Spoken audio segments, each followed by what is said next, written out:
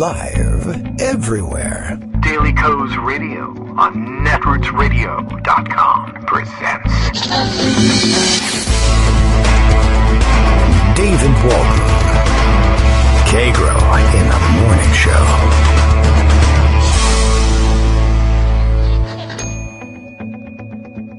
Now, here's David Waldman. Hey, good morning, everybody. How you doing? It is Tuesday, November 19th, 2019. Double 19s on the docket for today. Let's see. Plenty going on today on Capitol Hill, of course. Another round of what are going to be hearings rather than depositions, I think. These should be open and public, I think, because they're follow-up interviews.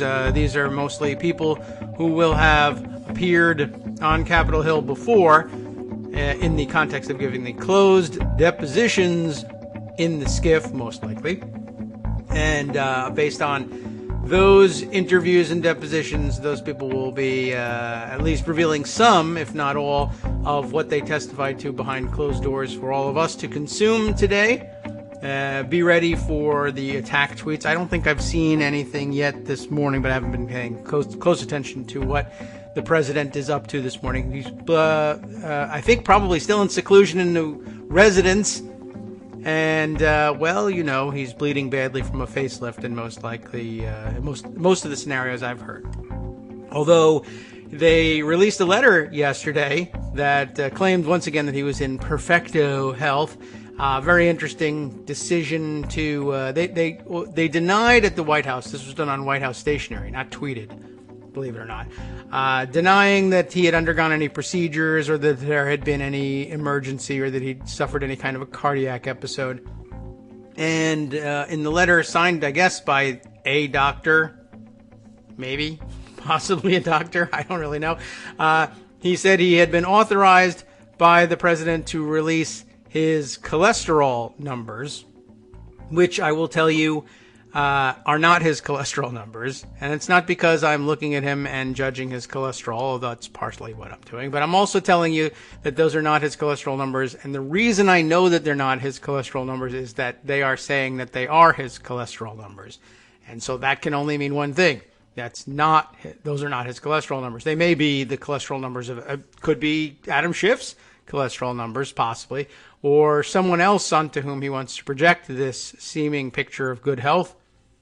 But his own cholesterol levels, I don't think so. But you never know. It could be the case. Of course, it's a selective release, too. I think we'd also be interested in a fuller picture, like what his, I don't know, what other things do they measure in those blood tests? Greg's not here today, so we can play TV doctor. Oh, blood sugar levels, triglycerides, et cetera, you know. It may very well be that he has low cholesterol and horrible everything else. But I will tell you this. It's a good bet that it will turn out that those are not his actual cholesterol numbers. Whatever. Anyway, I do see, a lot of complaining about Stephanie Grisham lying and making up stories. Very interesting stuff out there today. If I've got it right here, we've got, let me see. I see first Melissa Ryan's complaint, note to reporters, when the White House press secretary makes up a story that clearly didn't happen, there's no need to quote it without context in your Twitter account. But reporters think sometimes that's what they're supposed to do. I'm just going to speak in tongues for the rest of the show. Okay. Especially on Twitter, where they don't really even have room. You can make a thread out of it, of course, and that will help people figure things out. But they don't have much room to add context. But Abby Phillip, who I don't think is, out there to lie on behalf of the administration or anything. I guess this is probably where it started. She tweeted out just about 15 minutes ago, White House Press Secretary Stephanie Grisham claims Obama aides left "you will fail" notes, like, quote, "you will fail." They left notes that said, "you will fail," in the offices for Trump aides. We came into the White House. I'll tell you something. Every office was filled with Obama books, and we had notes left behind that said, "You will fail. You aren't going to make it." That actually, quite honestly, just doesn't really sound like anything that Obama himself, certainly, who knows what he knows about what staffers are doing when they're moving out of the White House, but that doesn't sound at all in any way characteristic of no drama Obama and the way he wanted to exit from the White House. And it's not consistent with the seriousness, even though it didn't deserve seriousness, the seriousness with which he regarded the transition, hosting Trump, sitting down and meeting with him as though he were actually going to be president and really going to govern and need to know how things worked, et cetera, when I think everybody at that point already knew that that wasn't the case. But he went ahead and did it anyway, which just makes it that much more suspect that this story would be floated. I don't think anybody was buying it. Let's see. And I see, well, our own Bob Morrill, actually. Bob Morrill, yeah, sure. Why not? What are genders anyway? Barb Morrill just immediately responding here, well, what a stupid lie. And it is a stupid lie. But I was unprepared to talk about Barb's response because I was originally going to talk about, let's see, the next tweet where I dug this thing up was Duke Street Journal, who you may be following on Twitter as well, saying, and yet in a White House that gossips and talks down to its predecessors as much as this one, this never came out until 3 years from now. That's a good point. 3 years down the road, it took for anyone to reveal the shocking truth. The shocking truth being that I was being strangled by a frog. And also that there were "you will fail" notes that Stephanie Grisham knew about because she joined the White House like last week, and all the other press secretaries never told anyone about. That seems highly unlikely, to say the least. So, okay. This is small potatoes, he goes on to say, but it's disturbing that Grisham's primary duty since taking the job has been to go on Fox News and lie. So there you have it. Just sort of an update on what's going on. I guess if the president himself can't wake up, get out of bed, and do this rage tweeting, somebody else has to do the job for him. All right. So, speaking of something, I don't know. We've got this. Let's see. Bill letting us know from Portland, Maine. Daily Kos Radio is live now, as we have been for the past 8 minutes or so. My fault for not reading that first. Did you know that Kagro X, me, David Waldman, loves your ass? That's true. I overheard him telling you that on the phone. Isn't that sweet? That was a remarkable portion of the transcript. Did we I mean, I know we must have mentioned that. But, yeah, I wonder how embarrassed Manu Raju, who was reading the transcript hurriedly, not the transcript, but the opening statement from Holmes. David Holmes? Is that his first name? Reading it on CNN's air, and, hadn't been through the document yet, and came across that's clearly, I think, on second pass, you would say, oh, yeah, this guy, boy, does he love you. He loves your ass. But it was very funny listening to him read it out. He loves your ass. Wow. That is pretty amazing. Okay, let's see. Everyone arriving on Capitol Hill for their testimony. I see pictures that indicate that Colonel Vindman arrives. Once again, the Fox crew insinuating that there's something wrong with his arriving in his military uniform. He is active duty military, and there'd be nothing wrong with that whatsoever.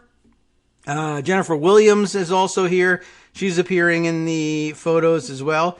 So should be a quick succession of people in the morning, and then I think as things go on, perhaps people might spend longer amounts of time, and then finally Fiona Hill comes late in the week, and she's the only witness for the day, and I don't know whether that's because they want to cut it short and end their week soon, or whether she's got the most to say. I really don't know.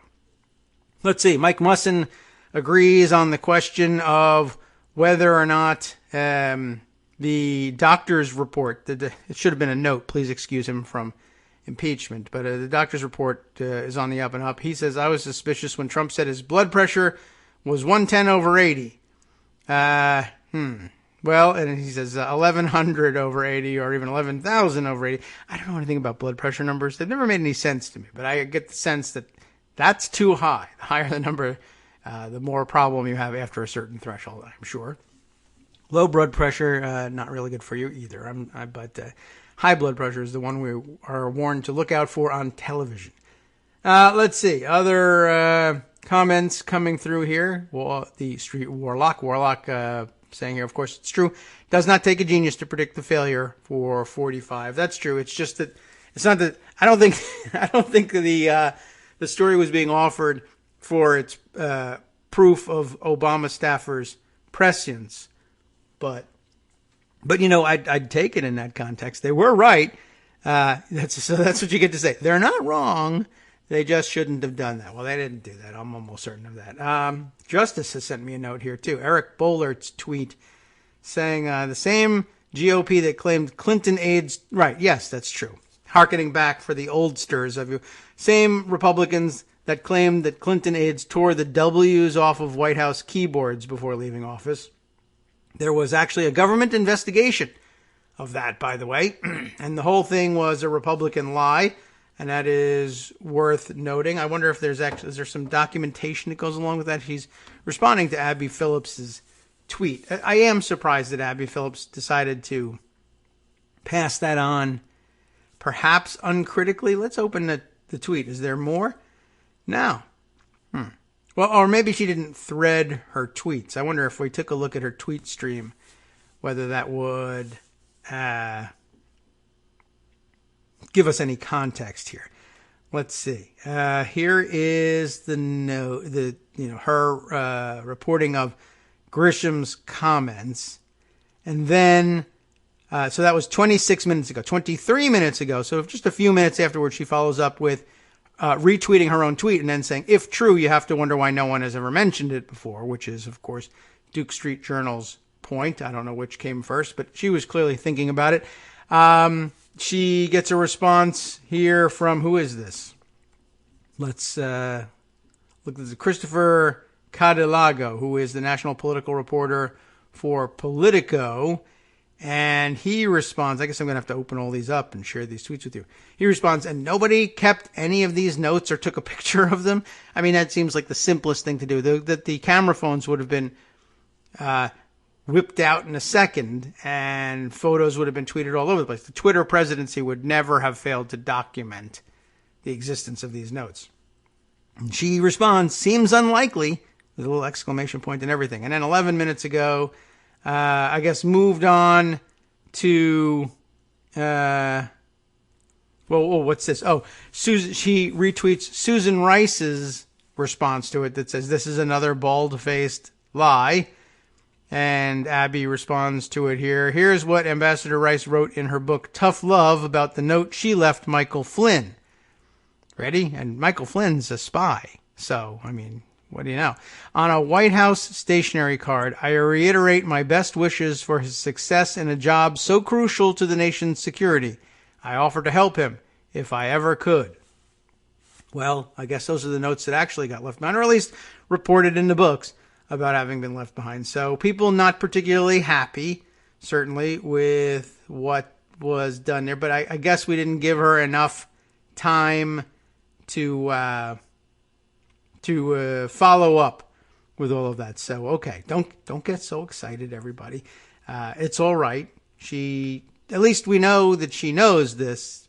Twitter can be a weird medium for these things. All right, let me at least mark all of these things and make sure I have them to include in our roundup, and don't miss anything. Oh, I think I missed the Duke Street Journal one. That's probably gone, but we'll make sure that we include Eric Bollert's and his roundup of things, and links to Abby Phillips's tweets are going to be in there too, so you'll be able to follow along with the action. I document what we do here the best I can, even for minor things like these little tweets. I try not to just tell you things that I made up. Try to find at least who else said that so we can blame it on them when it's completely ridiculous and unfounded. Let's see. I had a question from Warlock. Did I see it? I didn't. The dramatic SNL sketch, Days of Our Impeachment. I missed that one. And we may have to catch up on that later. I've missed Saturday Night Live quite a lot lately. Sorry to say, but maybe I can watch that this afternoon or something, and we'll see if it prompts some discussion later on. Mike Musson has a good question. Are any of the purported notes written in Sharpie? That is a good question, and would help crack the case, I think. and help make sense of things going forward. All right. Well, let's see. Oh, yes. Look at this. Some nice reporting live and on the Hill. We see some photos being circulated of a few House members here to watch the hearing. And that's always worth noting, too, particularly since there was such bitter protest about Republicans who were supposedly being excluded from the closed-door hearings in the SCIF because they weren't members of the committee. Now they're going to be able to sit in and watch this thing live rather than have to watch it over C-SPAN like the rest of us. Okay. I think the thing to do today perhaps is to rely chiefly on what's in pocket, along with comments that come in along the way. If those of you who are listening along and watching with one eye on the hearings or Twitter watching the hearings and can alert us to anything that's worth breaking into the stories that we're reading for, any of the witnesses, like if anybody moons the committee at all, or I don't know what else could possibly happen. If the third body double on Trump drops dead in the middle, let us know about that, and we'll shift gears soon enough. Let's see. Just a brief sip of hot beverage to try to keep the frogs at bay today. I've got a lot of stories that should help us fill in some of the blanks while we're getting the real lowdown in the hearings. I would say normally you would not expect a lot of breaking news to come out of these situations, but they have surprised us at every turn here. So you never know who's going to come up with another bombshell story out of nowhere. And it almost seems like the committee is planning for some sort of pizzazz factor to make sure that we don't disappoint those who are looking for such flash. But let's see. We'll be spending the day on other stuff because you can't. I've been wondering about the practicality of watching the hearings on the air and spending the 2 hours watching and responding and discussing the hearings, which I think would require our engineering it so that the audio was piping through, but then it might be hard to hear it, and I don't want to make you miss anything by commenting over it. It's a little questionable about whether or not we can make it work as a format. So instead, we'll do the parallel work of sharing the reporting that will add some color, commentary, and context to what's going on Capitol Hill today. Let's see. The New York Times, we'll start off with them because it's hearing related, put out a piece. This is yesterday's and updated early this morning, so we'll see what they've been up to in the editing floor there. New York Times piece from Peter Baker, Katie Edmondson, Nicholas Fandos about Kurt Volker, ex-envoy to testify, you ready for this one, that he didn't know Ukraine aid was tied to investigations. I guess that's going to be his line, and it's either to come in and try one more time to say no quid pro quo, or just him distancing himself from the situation as best he can, or a little bit of both. We'll find out how that's responded to on the committee. Kurt D. Volker, in case you were wondering to yourself, I know he's implicated in high crimes and misdemeanors, but what's his middle initial? It's D. The former special envoy to Ukraine, and I'm not even sure why we have one, will modify his testimony in the impeachment inquiry like Sondland did. And I think Sondland's doing more, as a matter of fact. But he's going to modify his testimony. He's going to say he was kept out of the loop at key moments of President Trump's pressure campaign. Okay. That is a distinct possibility. We'll examine whether or not we believe it as time goes on. Kurt Volker, the special envoy to Ukraine, plans to tell lawmakers on Tuesday, today, that he was out of the loop at key moments during President Trump's pressure campaign on Ukraine. Does that rhyme? Pressure campaign on Ukraine? Not bad. To turn up damaging information about Democrats, according to an account of his prepared testimony. As the House Intelligence Committee opens its second week of public impeachment hearings, Volker will say that he did not realize that others working for Trump were tying American security aid to a commitment to investigate Democrats. His testimony, summarized by a person informed about it, who insisted on anonymity to describe it in advance, will seek to reconcile his previous closed-door description of events with conflicting versions offered subsequently by other witnesses, which again, we are constantly reminded when Greg discusses this is why you would do, one of the reasons, why you would do these depositions behind closed doors, so that you don't have a channel here, an open channel for coordination of witness stories, and you might have some chance of prying loose the truth if one or the other of the witnesses fails the prisoner's dilemma, essentially, even though many of them are not prisoners. In fact, none of them are prisoners, and some of them we don't want to be prisoners, but okay. You get the idea, I think. I think you all know about that scenario. So, Volker will be one of 4 witnesses appearing before the committee on Tuesday as it ramps up its investigation into the president's effort to extract domestic political help from a foreign power while holding up $391 million in American security aid. The committee, which already had 8 witnesses set for this week, added a 9th on Monday, calling David Holmes. Oh, I didn't even realize that. Oh, no, I think I did. I thought that they were saying that he testified yesterday, but he didn't. I guess they're just adding him later in the schedule.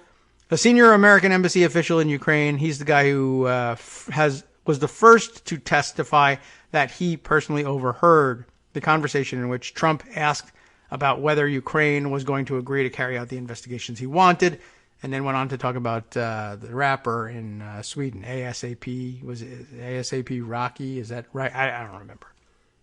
But that was an actual part of the conversation, which was amazing. And little noticed. I think people joked about it for a little while, but there were impeachable offenses in the call, and they focused on that rightly, I think. Good job, everybody.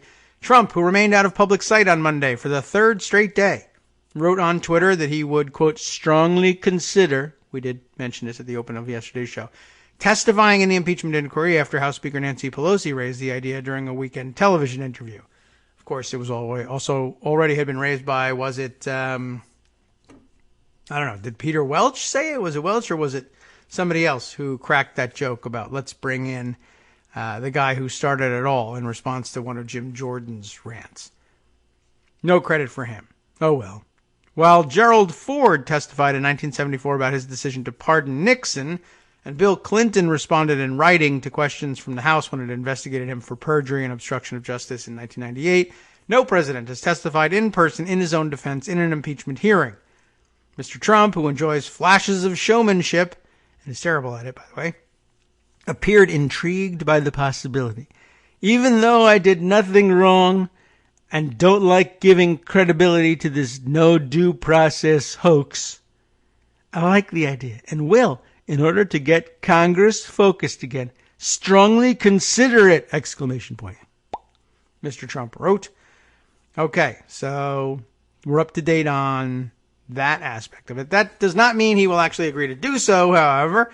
During the investigation by the special counsel Robert S. Mueller III, perhaps you've heard of him, into ties between Russia and the Trump campaign, the president repeatedly suggested he might testify in person, but ultimately refused to do so and instead submitted written answers drafted with the help of his lawyers, and as we learned from the conclusion of the Stone trial, likely lied in those answers. And the news is also socked away in pocket here somewhere, if I'm not mistaken, that yes, here it is.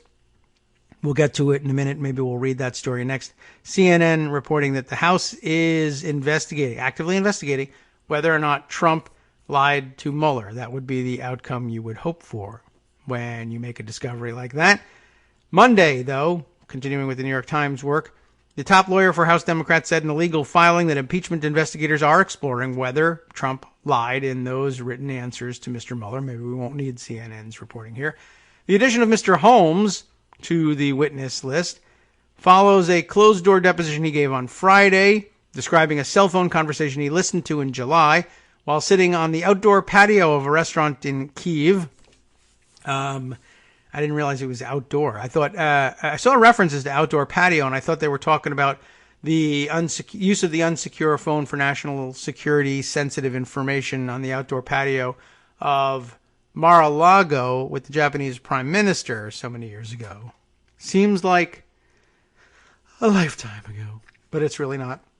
But this is just another of they love sitting around on outdoor patios.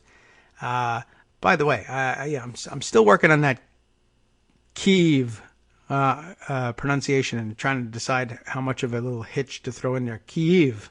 And I guess I'm starting to come around to a way to reconcile the transliteration with the pronunciation. I think maybe we're mishearing it again, and I don't know if they really just want us to say Kiev like K-E-E-V or Kyiv. You know, K-Y-I-V makes more sense if it's Kyiv.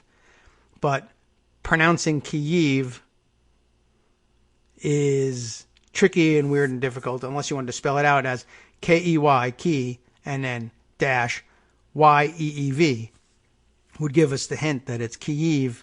And I guess pronouncing it quickly and doing it live on the air I guess Kyiv, without much of a hitch in between, passes for relatively close approximation of the way that the Ukrainians say it. Okay, so that happened on an outdoor patio. Very interesting. I hadn't noted that before. Holmes said that he heard the president ask Gordon Sondland, the ambassador to the European Union, if President Zelensky of Ukraine would move forward with the investigations Trump sought. Late Monday, House Intelligence Committee released transcripts of the testimony of Mr. Holmes and David Hale, the Undersecretary of State for Political Affairs. Holmes called the cell phone conversation he overheard in Kyiv between the president and Mr. Sondland remarkable. Wow, well, he did remark on it, so we know that it's remarkable.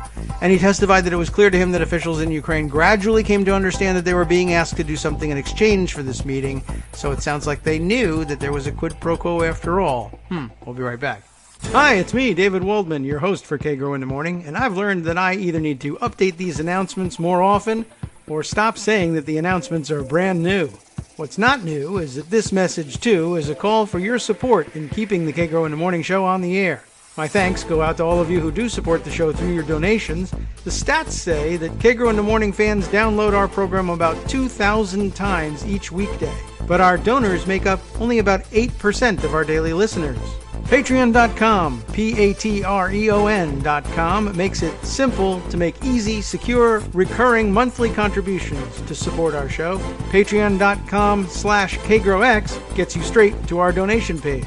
If we're helping keep you sane during the Trump era, consider what that's worth. $1 a day? 50 cents? One thin dime? We do about 20 shows a month, so pick a number, do the math, and head to Patreon.com/KagroX to let us know. Thanks again, everyone, for all your support.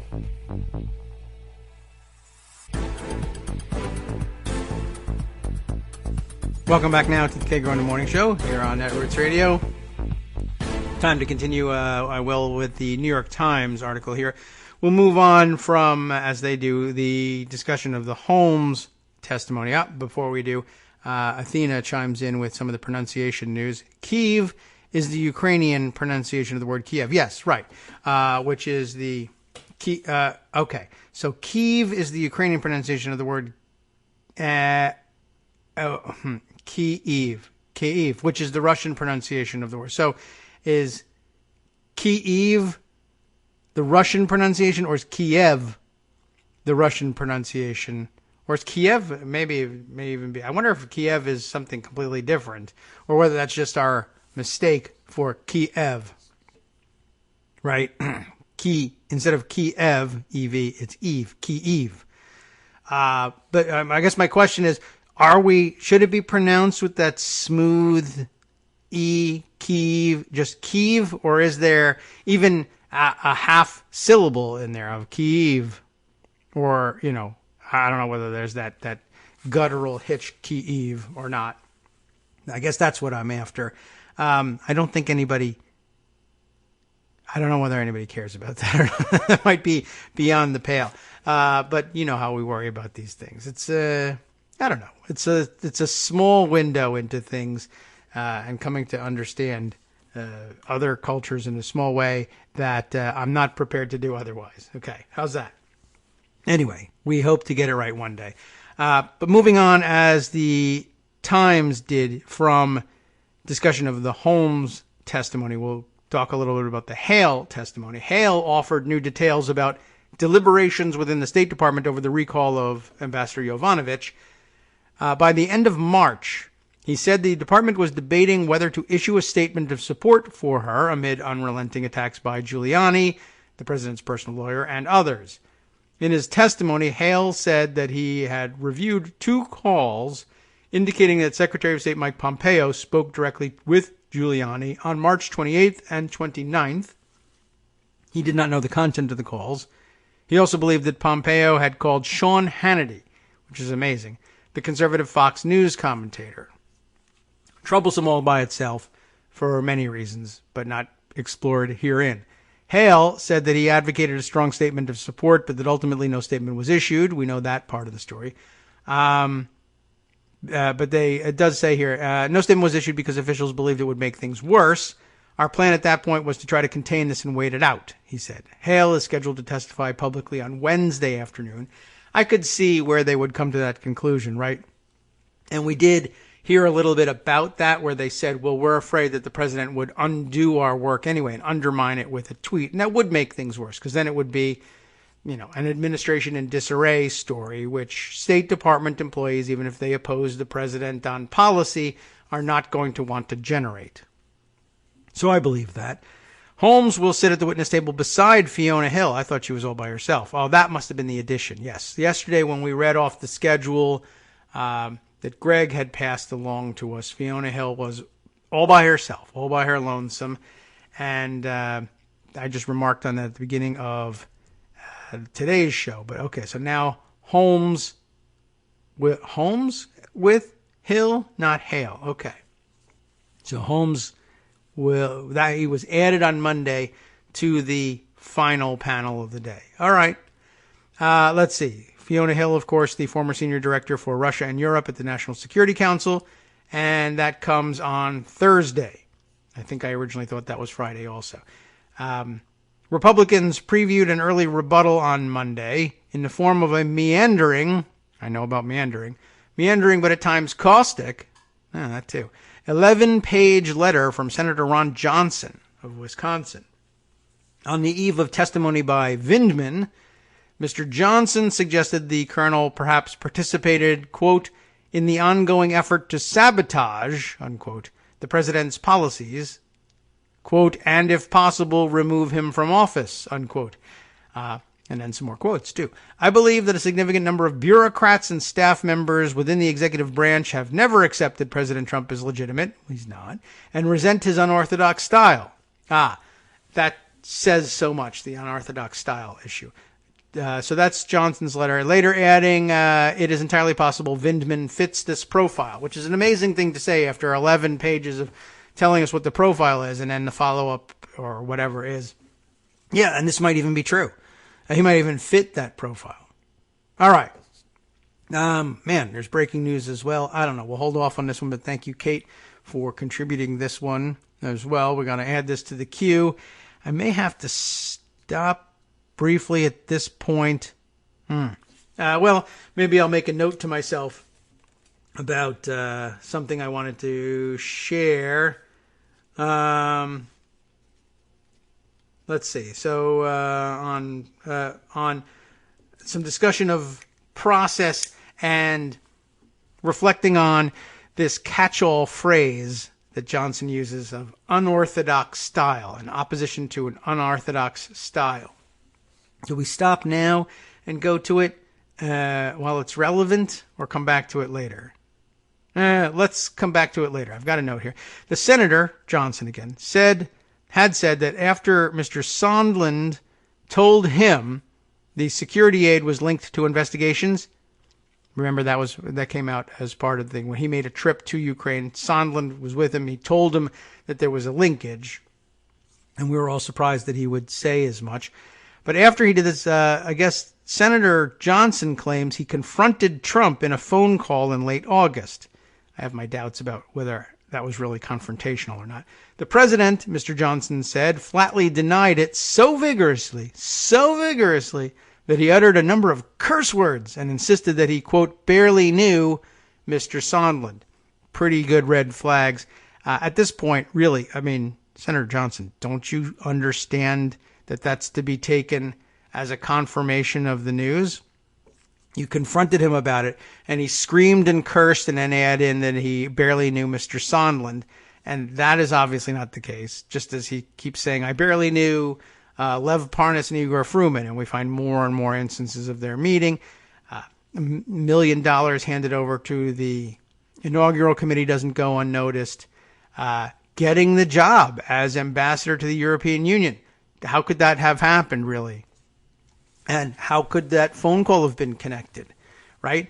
Oh, I barely know the guy. I talked to him on unsecure cell phones from restaurant patios in Kyiv, but I don't know who he is. How did he get through? I guess he went through, the testimony was that he went through multiple levels of aides and operators and everything, but apparently the name Gordon Sondland carries you through to the president, even though he barely knows him. How odd. All right, so the hearings on Tuesday will start with the morning panel featuring Mr. Vindman and Jennifer Williams. That happening now. Williams is an advisor to Vice President Mike Pence. We mentioned her yesterday. I threw the article into the roundup so that you could find the evidence that I was hinting at, wherein the Pence team was actually trying to distance themselves from her a little bit and pawning her off on the State Department. But all right, an advisor to Vice President Mike Pence.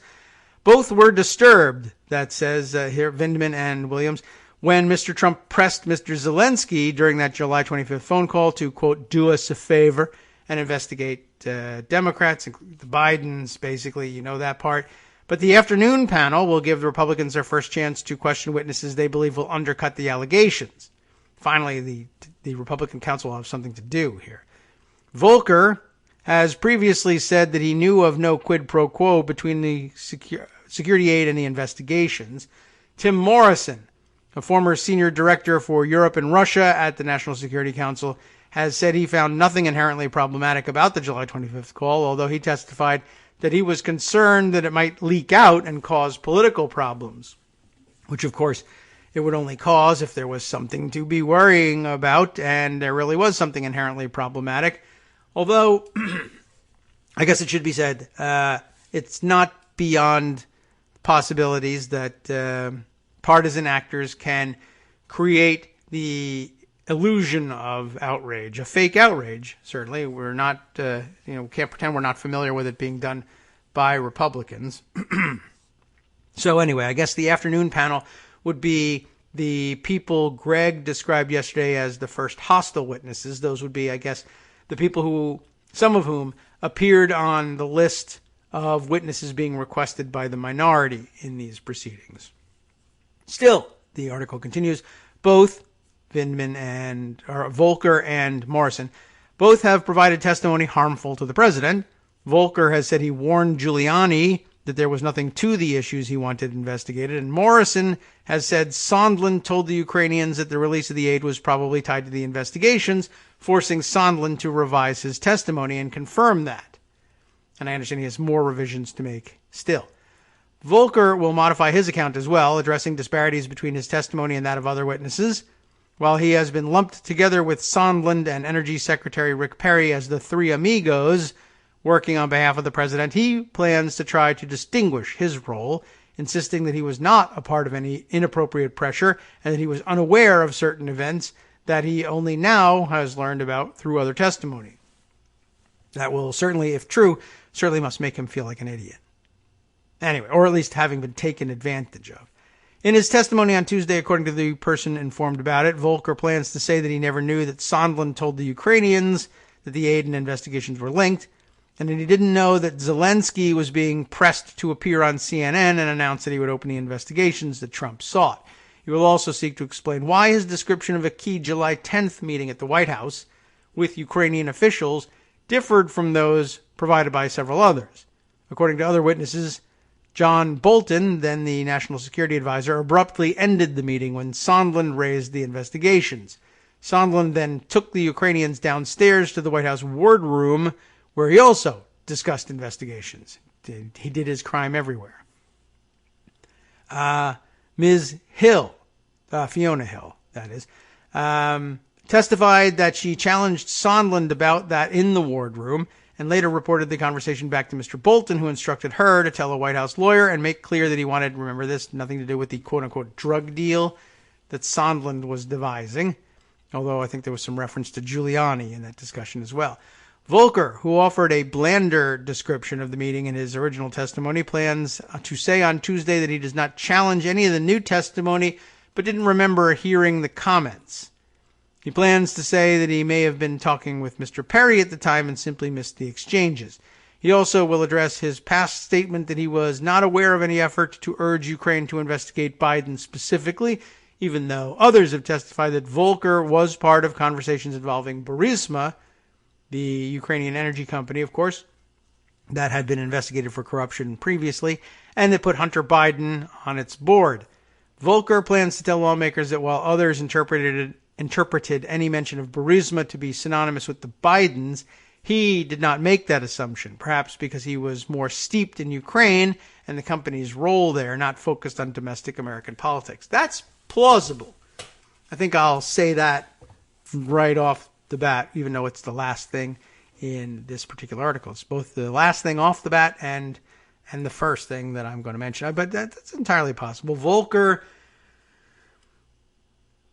being more thoroughly versed, as he said, in the culture of Ukraine, maybe Burisma wasn't simply code for Hunter Biden for him. He knew that it was a company. Like for us, it's harder to see that you wouldn't understand it as code because we only learned about the existence of Burisma as a wink, wink, nudge, nudge. That's where Hunter Biden worked.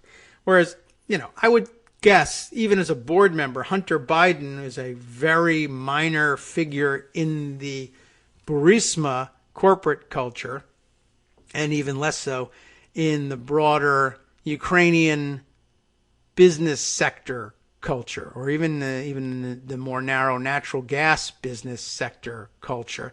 Burisma is a known entity, and Hunter Biden probably not. So it's entirely possible that may have colored his perception of things. Okay, so I mentioned that I had some tweets from yesterday expanding on thoughts that I had during the program and which were relevant to some part of the prior story. Let me see if I can scroll back and refresh my memory and yours about what part of the story we were talking about exactly.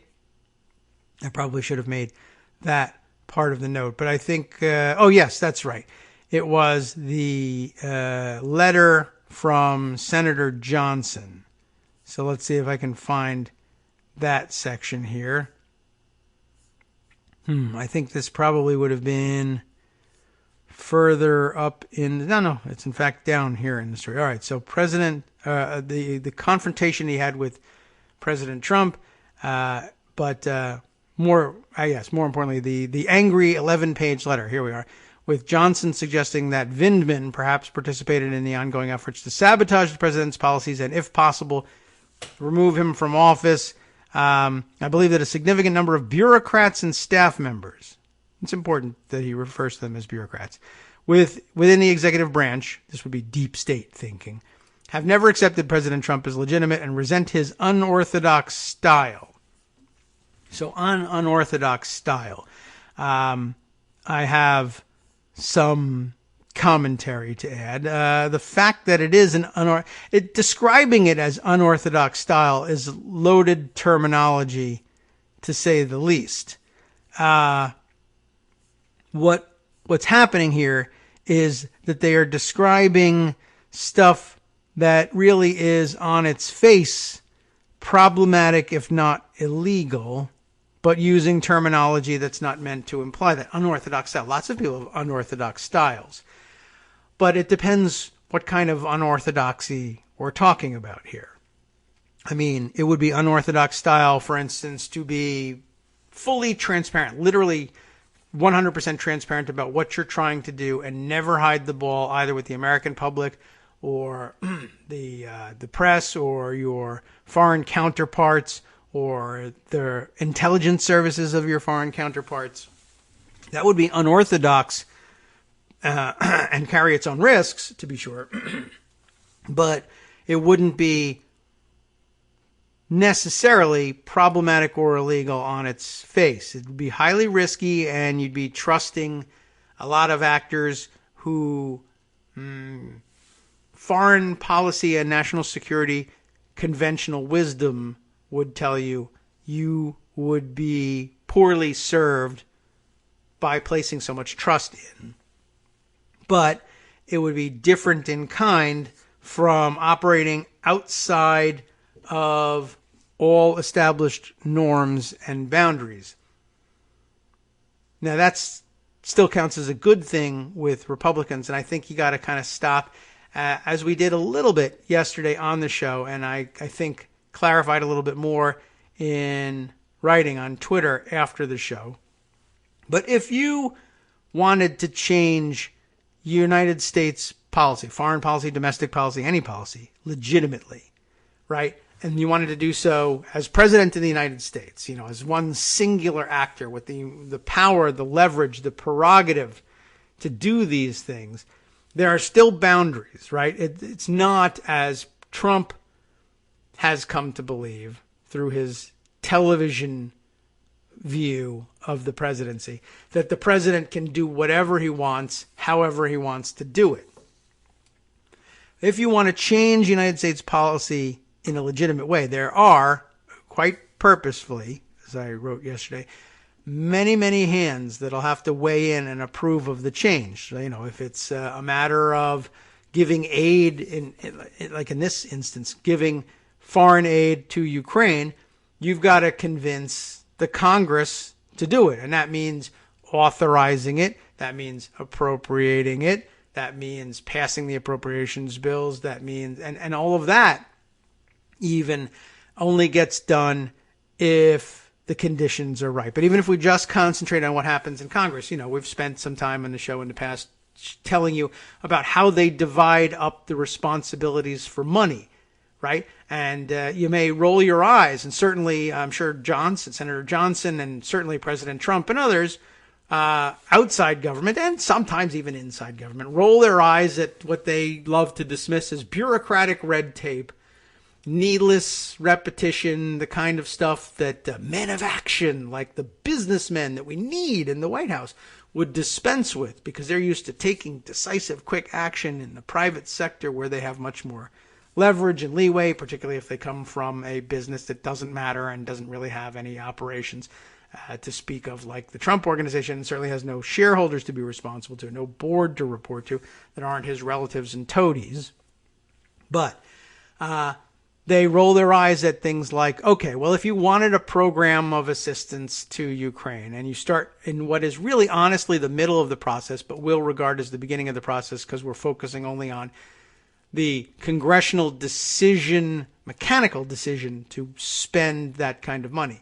You will recall perhaps from some of our earlier discussions the difference between authorizing spending and appropriating funds for authorized programs. We bifurcate the process. Not only do we have two houses of Congress you got to deal with, the House and the Senate, based on different methods of representation, et cetera, et cetera. You all remember your Schoolhouse Rock on that one. But we divide up the responsibility for handing out money. There's the authorizing committee, the House Foreign Affairs Committee, or, well, in some cases, especially as the assistance was coming through the Defense Department, the House Armed Services Committee, or that portion of the aid that was coming through the State Department probably would have been considered by the Foreign Affairs Committee.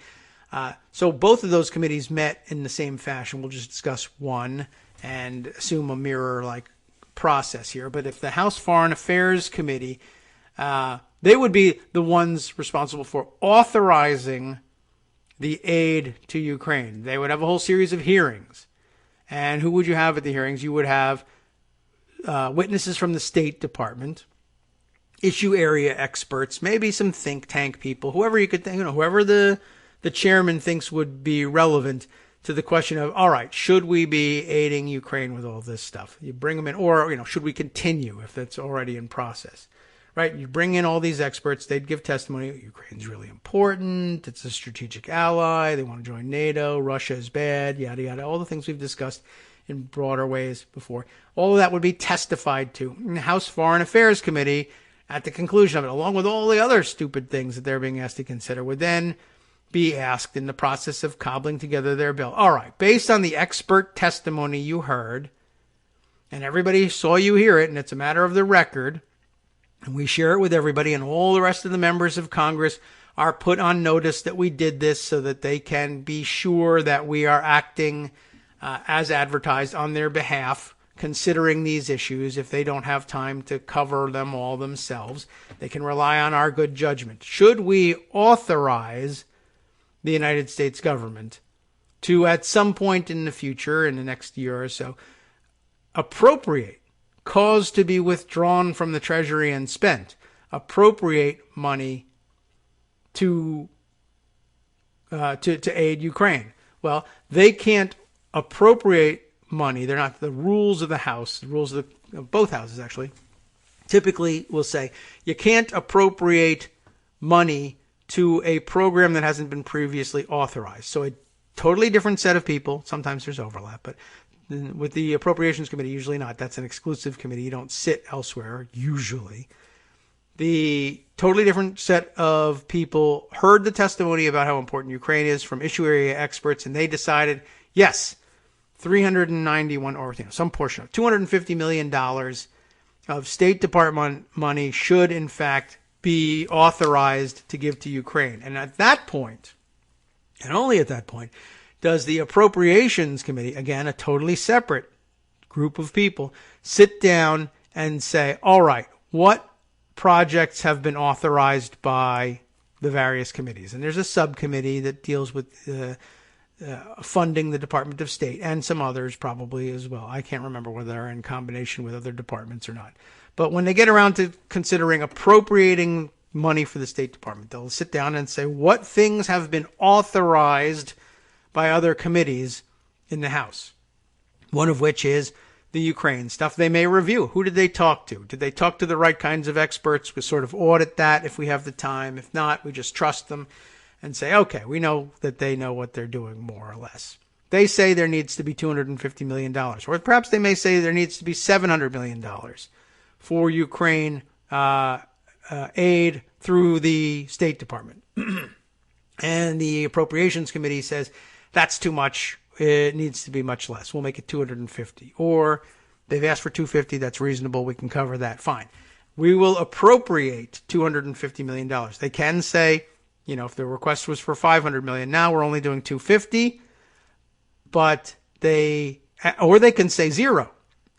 But what they are not supposed to be able to do, according to the rules, is exceed the authorization or appropriate money for something for which there's been no prior authorization. They do that sometimes, and then by agreement waive points of order against such unauthorized appropriations in the rule for the consideration of the bill on the House floor. Totally separate. We've discussed it in the past, but the way things are supposed to go normally.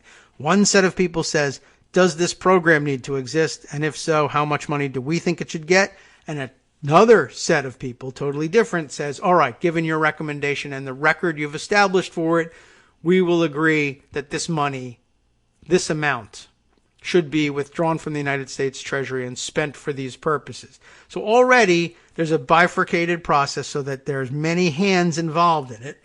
And of course, some of the hands involved in it, in our retelling of it, have to be the issue area experts in other branches of government. In the executive branch, the State Department experts will come and testify. Sometimes outside experts as well, but there's a record established as to, with testimony on the record and available for people to examine, why does this money need to be spent? Then the decision of the other body, the Appropriations Committee, who sometimes likewise will take testimony, sometimes from the same experts, sometimes from another set. And if they are in agreement, if the two bodies of dozens of members of Congress from all over the country both agree that this money should be spent, then it's included in the bill. And at that point, it will come to the full House, and every member from all over the country gets the chance to vote on, did the authorizing committee do a thorough job in vetting the need for this money? Did the appropriations committee do a thorough job in vetting the necessity of this money and make an appropriate decision vis-a-vis the authorizing committee's decision of how much money it should get? And then at that point, it starts all over again in the Senate. And the Senate, too, will do a bifurcated process just like that. Not always with entirely separate groups of senators, because there's only 100 of them, and the Appropriations Committee is not an exclusive committee in the Senate side. But once you've done that, basically 4 groups of congressmen and senators all taking testimony, coming to the same decision, and then coming together as the 2 bodies, House and Senate, each deciding that this thing should go forward along with everything else that's in the bill, combine their efforts and send one document saying it is now the considered opinion of the Congress of the United States that this money should go, and this much and this amount. That's how that's the best explanation of why it needs to be taken seriously when the President of the United States unilaterally says, you know what? Despite the fact that the House Foreign Affairs Committee has taken testimony from the State Department on this, despite the fact that the Senate Foreign Affairs Committee has taken testimony from the State Department on this, despite the fact that the House and Senate Appropriations Committee have double-checked this testimony, have taken testimony of their own, and come to the same conclusion, despite the fact that it's a group of several dozen, usually entirely different people. And then they all came together as the House and the Senate and separately agreed to this. And then they reconciled their differences and agreed to this bill. Despite all of that, I, Donald J. Trump, say, nah, I'm not going to do it. Now, he has that prerogative, but it requires, of course, that he notify Congress to do it, because we take seriously the fact that the Congress has worked this hard to approve of this money and reached a consensus. He just decided, I'm not going to do it. Welcome back now to the Kagro in the Morning Show here on Netroots Radio. All right, so yeah, it took me a while to get through that point, but I was getting a little bit wound up about it. But I really wanted to illustrate to you how much work goes into making final the decision that we dismiss pretty easily sometimes, because all we pay attention to is what's the outcome. Oh, Congress, among a million other things, appropriated $250 million from the State Department to Ukraine. And yes, I know that Congress has the purse strings, and the president isn't supposed to veto line items. But he didn't line item veto this, or claim to. A slightly different outcome here, but you should realize how much work goes into getting to the point we very often dismiss so easily of, here's what the Congress has appropriated. And for the president to say, I'm just not going to do it, or I'm going to withhold the money and ignore my one and only responsibility under this enormous latitude that we afford the president through his administration of yet another bureaucratic arm of the government, the Office of Management and Budget, to put a hold on funds that, after all of this process we described, have finally, at long last, been withdrawn from the Treasury, or they have been withdrawn to the Treasury because the OMB is stopping it, but authorized are, and I don't mean to use that term because that describes a different process, but there is authority for the withdrawal of this funds from the Treasury and its conveyance, one way or another, to Ukraine in this case. But the OMB is the last stop on this train, and the executive bureau, the office responsible for saying, okay, we've now been instructed by Congress to send a certain amount of money to Ukraine for certain purposes. Hey, Treasury, cut me that check. And then what happens to it, I don't know. Is it electronically transferred? Do you cut it? Do you give it to the ambassador and say, carry this to Ukraine? I don't know. Not certain about the physical modalities of how that money moves. But the important part here is, even if the president decides, even if You probably at this point, after all this description, don't believe that the president should have the unilateral authority to do this. But we give a robust presidency a lot of leeway in this country. And though the founders might, in fact, be aghast at how much leeway we give him, that's what we do. That's the practice these days. All you got to do in holding this up is you got to justify it, just as everybody else has. You wanted to appropriate this money. Did you take any testimony that said it was worth doing? Because you're going to have to prove yourself later on if there's any questions, right? If you're going to stop this money from moving, you can do it by ordering the OMB to do this. But the real process is supposed to go like this. I have real and valid reasons for delaying this money. They are laid out as follows. I will, in written communication with the Congress, notify the people who thought the job was done because they sent out the appropriations bill and I signed it, and they thought, they're entitled by law to think that the process is over with. If I throw them a curveball by exercising my prerogative to push the OMB to slow down, slow walk, stop, erase, freeze this funding, I need to notify them so that they can examine my reasons, either perhaps come to an agreement with me that it does need to be frozen or even rescinded entirely. Just stop the whole thing. Or if it's frozen because the president has legitimate questions, let's see if we can't work with him and the rest of the executive branch to resolve those questions such that he removes the hold. But if there's no real reason or no good reason or no reason you're willing to put on the record because, let's say, it has something to do with your personal political benefit and you realize that would create problems, and you just say, well, I just won't tell anybody what the reasons are. And I guess you could decide to do that if you, or for that matter, decide to violate the law and not notify Congress. I mean, that is a thing you can do. Can you murder someone in this country? Some people say, no, you can't because there's laws against it. Others say, sure, you can. You just have to be willing to pay for it with your freedom, or in some cases, your life. And that's a decision that you can make. It's just that there's also happens to be a decision that the rest of us can make about what to do about it. Well, the decision the rest of us can make to do something about the president deciding I'm going to stop the money and not tell Congress is you can impeach that president and say you've overstepped your boundaries here. You think you can do it, and physically you can order people to do it, and they may even obey your order, but that's an insult to the body of Congress, and, depending on how seriously they take their prerogatives, they could impeach you for it. If they're just lick spittles and toadies, then they might not impeach you for it, but you're still not supposed to do it. So, back to the thread that I was discussing yesterday on Twitter. If you want to change United States policy, and for the purposes of illustration here, we'll just focus on Ukraine. If you want to change U.S. policy, should money be given to Ukraine for defense and whatever the hell else we're giving it to them for? And you think, no, we shouldn't because there's a culture of corruption in Ukraine and that money will be stolen. And I don't want that to happen to the American taxpayers. That is a legitimate concern that someone could have.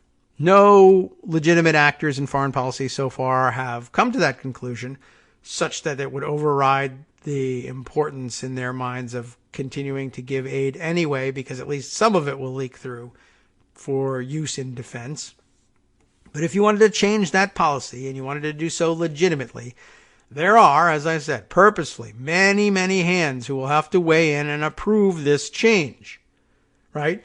You can't just stop the money, even though issue area experts in the State Department testified to the authorizing committees that it was necessary and proper, that the authorizing committees agreed that it was necessary and proper at this level of funding, that the same issue or other issue area experts testified before members of the Appropriations Committee that this money was important and necessary, that they came to agree with you, that they came to agree at a certain level with the opinion held by members of the Authorizing Committee in Foreign Affairs, and that they convinced a majority of the House of Representatives of the same, and that the entire process started all over again and was achieved in the same way in the Senate, and that if there were any differences between the House and the Senate, they worked those differences out such that once again, asked the question a second time, the full body of the House and the Senate both agreed that this was what the United States government ought to do.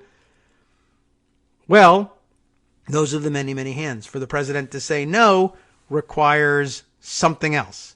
If you want to change it unilaterally, even as president of the United States, you will be asked, you will have to, as we conceive of things, you are supposed to have to, concoct reasoning for why the change comes under the defined prerogatives of the presidency. Why should the president be able to order the OMB unilaterally to stop this?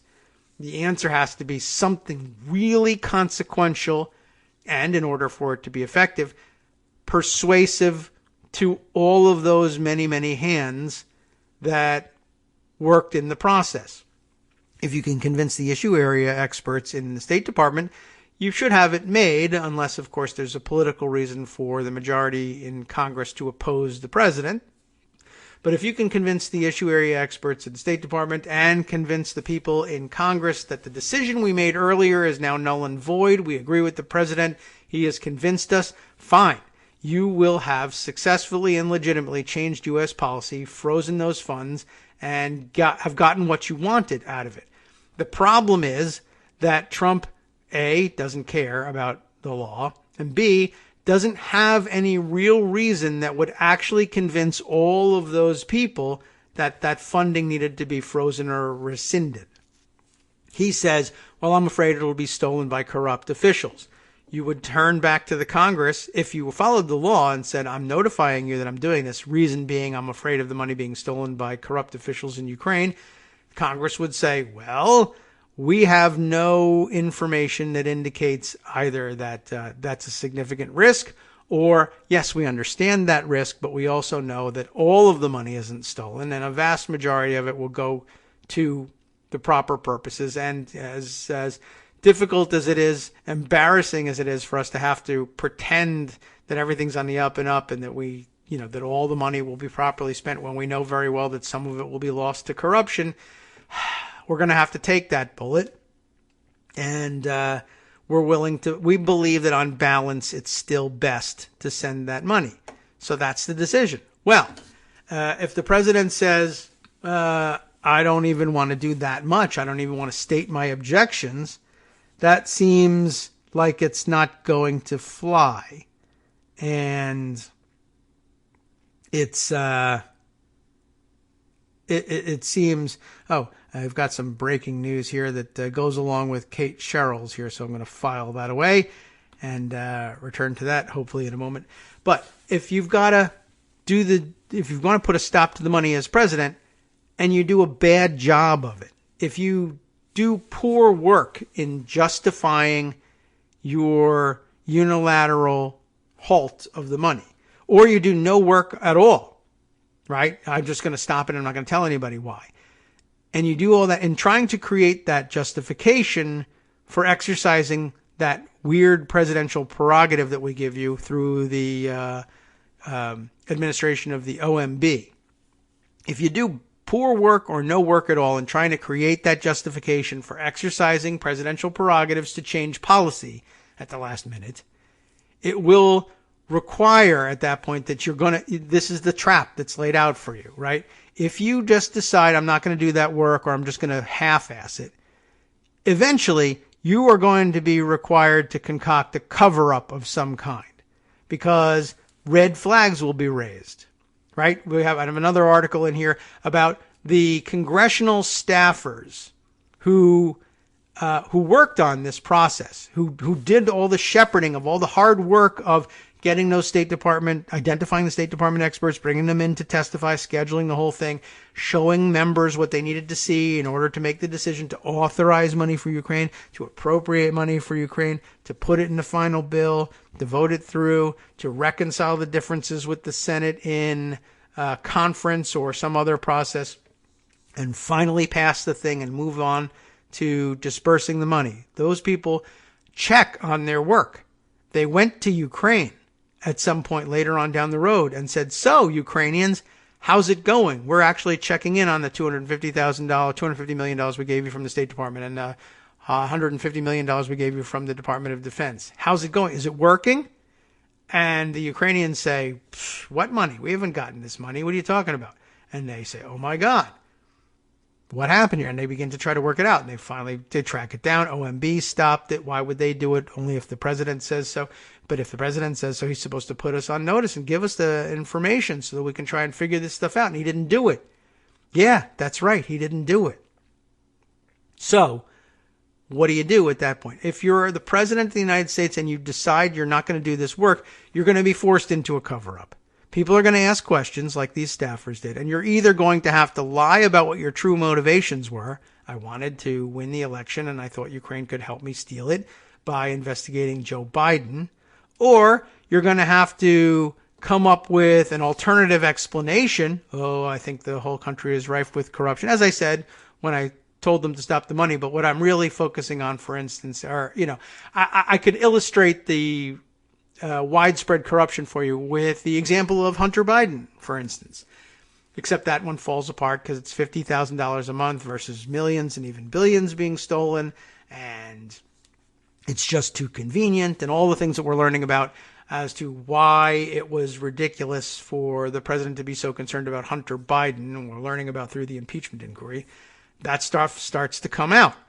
Or at a minimum, even if you have legitimate reasons and they're not for personal gain and they haven't been spoken of yet, but they're not totally embarrassing and you absolutely can bring them up, you would have to either bring those up at this late date and, if not, engage in a cover-up of what those true motivations are. You would at least then create what? The appearance of impropriety. If your reasons were really so legitimate, why did you hide them? Why didn't you write them down and send them to Congress in the first place, as you're required to do? Why did you, in the first instance, resort to this other excuse, which sounded, I guess you probably thought that sounded better. So even if it turns out that you had other reasons that you preferred to keep hidden, but which were legitimate, you would then have what we refer to as the appearance of impropriety. Why did you not tell us this? It makes us think there's something wrong. Now, even if there is nothing wrong, why are we worried about the appearance of impropriety? Why is the appearance of impropriety important? Why isn't actual impropriety the most important thing? There is an appearance, the appearance of impropriety worries us because it hints that something else is going on, of course, and makes us do more work to find out what's really going on. The very fact, though, that you refused to tell us, the fact that you moved to make this change unilaterally, despite the fact that you're granted clear prerogatives by the current state of the law and the current interpretation of the law and the Constitution. The president, yes, can stop unilaterally all this money from flowing, even despite this huge decision-making process, so long as he tells the Congress what he's doing and gives us reasons that are worthy of examination. If you say don't send that letter, that makes us wonder why. Because you have departed from the normal channels. You've gone outside normal channels to do what you would ordinarily be authorized to do inside of normal channels. Makes us wonder why. Why is there an appearance of impropriety when you go outside of normal channels? Because, as we said in the beginning of this, the many hands that have to weigh in and approve changes, as we said, those channels that we've established, those complicated, annoying, many hands on the pie, in the kitchen, I don't know, whatever. Those many hands are part of the normal channels as accountability measures. They are not just pointless red tape. We want every decision made by committee. They're accountability measures. It is hard to do this stuff because there are many hands. There is one point in the process where it can be done unilaterally, and you can't concoct policy entirely from scratch there, but you can cancel ongoing policy, reverse policy, whatever. Or you can, as president, you can weigh in. You can send your experts to testify and say, from now on, we shouldn't send Ukraine money for the following reasons. But those normal, annoying channels are accountability measures. We split up the responsibilities. Only one certain segment of people in the House get to authorize.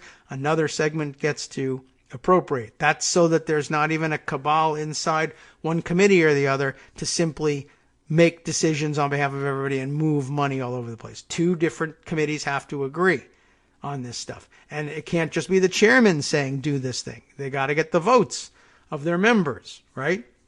These are accountability measures and not just bureaucratic red tape like the businessman in the White House likes to pretend is the case. Now, approval of U.S. policy, therefore, goes through many hands so that there's less possibility and therefore less temptation to introduce corruption unilaterally.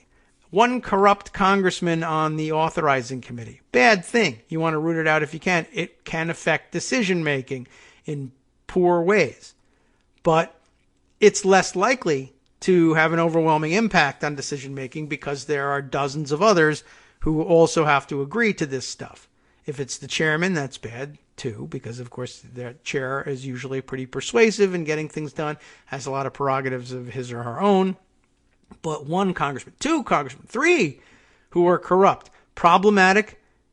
The more there are, the worse it is, but there's a check built into it. They have to prevail as among dozens of them on that committee, plus dozens on the other committees, plus dozens in the two committees on the other side, plus, right?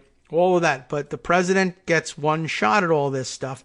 So therefore, there is a choke point here, a temptation to introduce corruption unilaterally at this point where you can order the OMB not to spend the money. That's why we require A, notice to Congress to mitigate against that possibility, and B, real reasons, or even fake reasons. You can give fake reasons if you want to, but we're going to examine those reasons, and if they don't hold up to scrutiny, you're going to lose. So, approval of U.S. policy goes through many hands so that there's less possibility and therefore less temptation to introduce corruption. And remember, we're fighting corruption here, unilaterally at any point in the process. Trust, of course, that Donald J. Trump would be the one to finally push their way past these controls, believing his own hype that he could make it work, and we just need a businessman who's just going to lay down the law and make these decisions, and I'll get things done. No, it doesn't work that way. 3 years into it, you haven't figured out that it doesn't work that way, and that's a huge problem, and that's why we're here impeaching you in the middle of all of this. All right. So I think that explains things on that front. I mentioned, let's see, we read the New York Times piece. There was then thought about, oh yes, we were going to discuss perhaps the CNN reporting on whether or not Trump lied to Mueller, but that seems incidental to this. There was, I think, I also have Talking Points memo on that front as well, lying to the Mueller investigation. That's almost extraneous at this point. Where is the, there we are, NBC News report. This would be, I think, the next one we want to add to this. NBC News, who's reporting here? Jonathan Allen, of all people. I don't know why we say it that way, but has this story. House staffers on a summer trip to Ukraine learned U.S. aid was frozen. Stunned, here's what they did next. A little bit more about that process. What do you do when the president unilaterally takes that opportunity to introduce corruption and then actually does it? There's an opportunity to do it right and there's an opportunity to do it wrong, and he opted to do it wrong. The untold story, I guess until now, of how two congressional aides who tracked federal spending got wind something was wrong and touched off a scramble to find the truth. The frogs don't want you to know this. Deep state frogs. 2 days after the whistleblower secretly filed a complaint about President Trump's dealings with Ukraine in August. Not related. They didn't know yet. Two top congressional staffers arrived in Kyiv, we'll say, on a routine business trip that ended up setting off alarm bells on Capitol Hill. Now, some people love to roll their eyes at this. Routine business. So they're traveling, they're globe-trotting, they're all over the world on taxpayer dime, et cetera, et cetera. What are they doing there? They are there, as it says, routine business. It is routine for the Congress of the United States to send people where the money gets spent, where it's sent, whether it's Ukraine or here in the United States, and go check on this stuff. There are people who have that in their portfolios. If it's a special earmarked project for a dam in Colorado, the local members of Congress and the senators for Colorado will, send staffers. Check this thing out. I want you to be there. See if everything's going well. Are we doing right? Do they need more money? Are they wasting it? What's up? Routine business. The aides work for the Democratic leadership of the House Appropriations Committee, which is responsible for federal spending. They had been dispatched to make an on-the-ground assessment of the cash Congress had been pumping into former Soviet states, including Moldova, Georgia, and Ukraine, to aid their defenses against Russian aggression. Just all the things we're talking about. But after traveling from, what is the capital of Moldova? Chisinau? I'm mangling that, no doubt.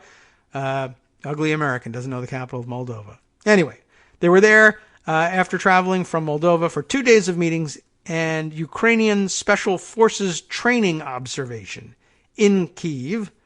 And, also Berdichev. Berdichev is how it's spelled in English. I don't know. We're going to find out later. It's Berdichev or something like that. And then they'll probably remind it's probably Berdichev. But anyway, they were there starting on August 14th. The staffers, though, were shocked to learn from U.S. Embassy officials that there was no new money coming into Ukraine. A congressional aide familiar with their trip told NBC News. Now, I think the two who made the trip should have told NBC News, but whatever. The Trump administration had frozen military aid to the country in the midst of its war with Russia.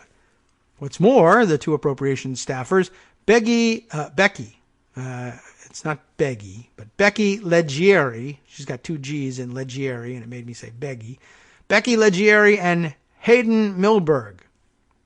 These two staffers couldn't even get an explanation for the holdup because embassy officials didn't know the reason, the aide said.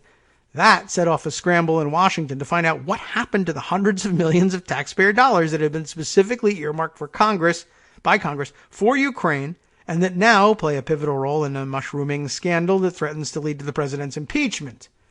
But imagine their surprise, right? We were worried about corruption. $391 million has evaporated. Who did it? Did the new president of Ukraine steal the money? Can he do that? Did our president steal the money? Can he do that? We don't know. What happened? The anonymous whistleblower, a CIA employee, has received a great deal of attention for exposing what Democrats say was Trump's plot to pressure Ukraine into investigating a rival for re-election, former Vice President Joe Biden, to help him politically in exchange for receiving military aid, which, again, I just want to reiterate here the ridiculousness of Donald Trump saying, I'm going to leverage someone else's money into personal benefit for me. I'm not going to give you that guy's money unless you help me. That's terrible. Anyway, but even if the whistleblower had not stepped forward, there's a chance that the scheme would eventually have been exposed by a combination of congressional accountants like Leggieri and Milberg, whose job it is to keep track of every major expenditure, and various executive branch officials who have emerged to share the pieces of the story they knew. Again, these are checks and balances. These are institutional accountability moments that make it very difficult to cover up decisions, illicit and otherwise, to unilaterally change these processes.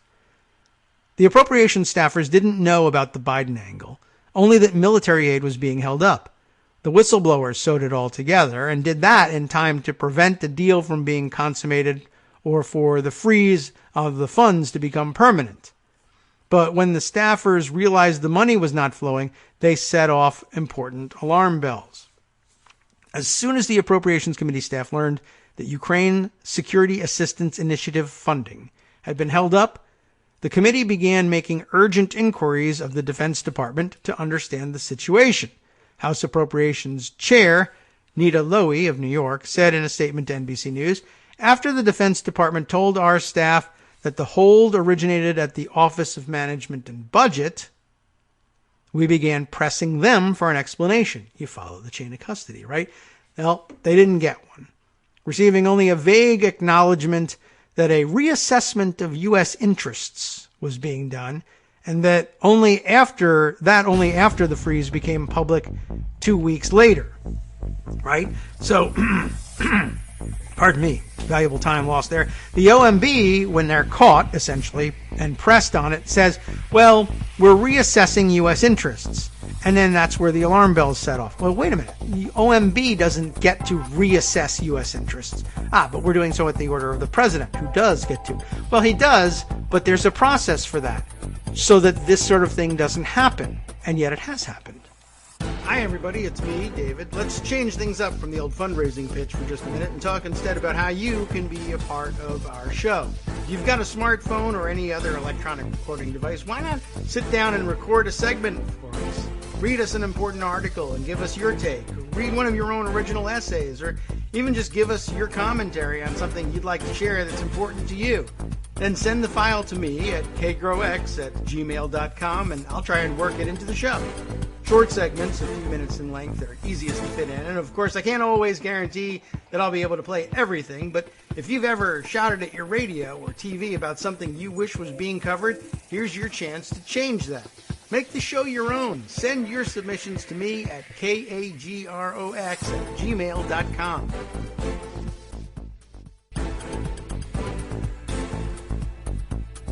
Welcome back now to the Kagro in the Morning Show here on Netroots Radio. And, okay.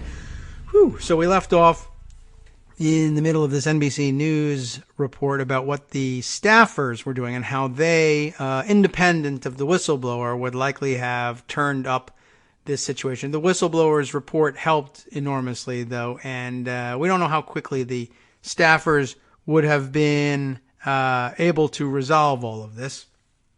But you can see it's sort of a proof of concept here that there would be multiple channels where alarms would be raised if you try to unilaterally change policy outside of the one normal channel you're afforded at the last minute. The OMB can do this on the president's orders, but there are conditions.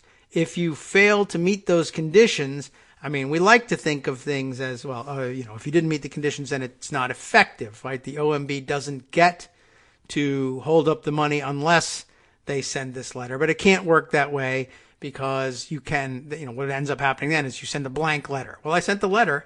Yeah, but you didn't state any good reasons.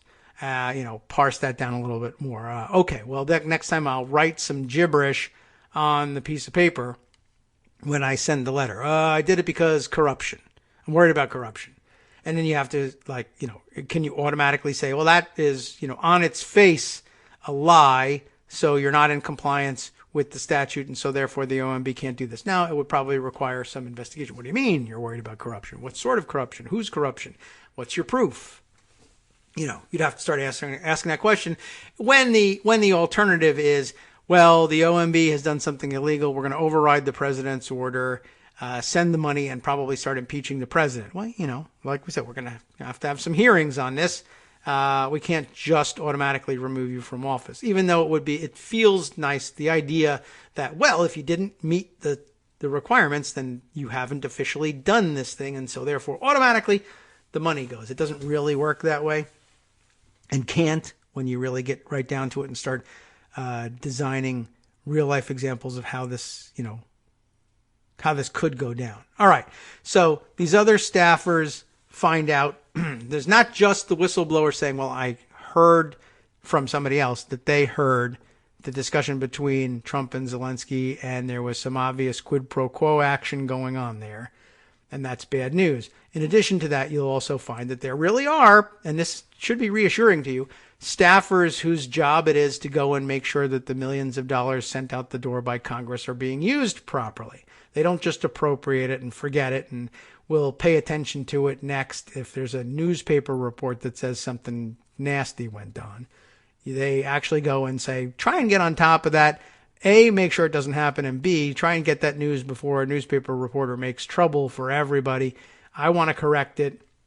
It's fine if the newspaper discovers it and all, First Amendment wise, but you know how it is.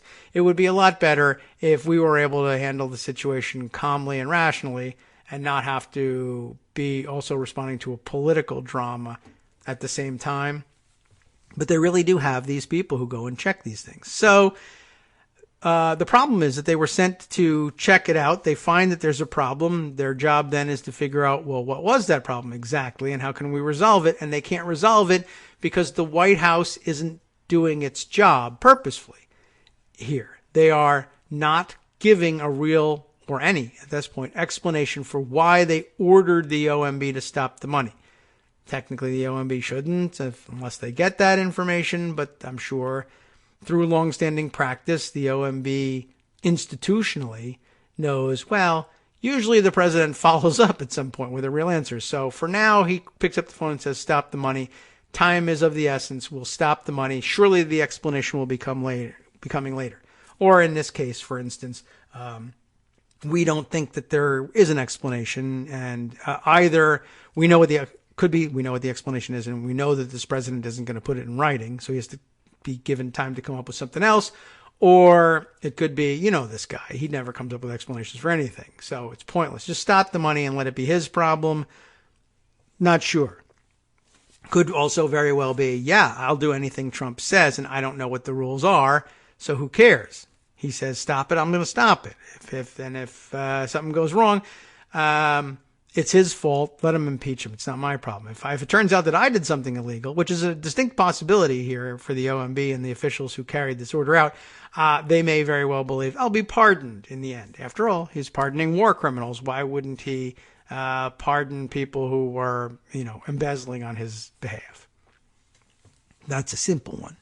So, no explanation provided. And for that reason, no explanation is discoverable by these two staffers who are trying to figure this stuff out, right? So they began pressing for an explanation. They wouldn't get one, receiving only a vague acknowledgement that a reassessment of U.S. interests was being done. That's the first line excuse, to which the response normally is, well, we know what the channels are for a reassessment, and you haven't entered any of those channels. You're either lying about your interest in reassessing U.S. interests, or you're being purposefully vague about it. Either way, you're either covering up real interests or simply creating the appearance of impropriety by refusing to discuss what your real reasons are. Either way, you're in trouble. Both are impeachable. What do you want to do? But pressure from the lawmakers who hold the purse strings for the government is not insignificant, it says here. Oh, I may have skipped something here, right? They wouldn't get one, receiving only the vague acknowledgement, right? And that vague acknowledgement only came after the freeze became public 2 weeks later. They just simply stayed quiet until the newspaper blew the reason up.